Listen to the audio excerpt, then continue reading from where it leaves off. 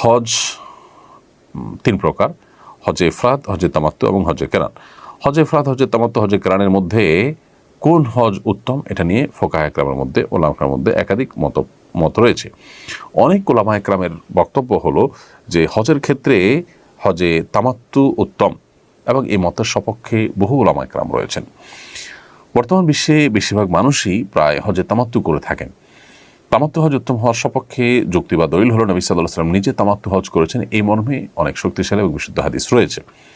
কেউ কেউ অবশ্য হজে ইফরাদকে উত্তম বলেছেন, শুধু হজ। আর হজে কেরানকে উত্তম বলেন হানাফি মাযহাবের উলামা ইকরাম এবং আরও অনেক উলামা ইকরাম।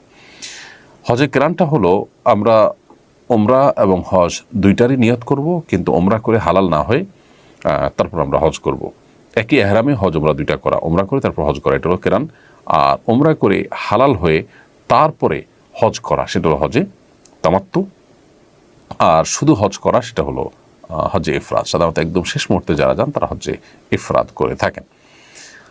তো আপনার জন্য উত্তম কোনটা আমি সেটা বলবো যে আপনি যদি আগে থেকে জানান, আগে থেকে, তাহলে হজে তামাত্তুই করবেন, আর শেষ মুহূর্তে গেলে হজে কেরান করতে পারেন।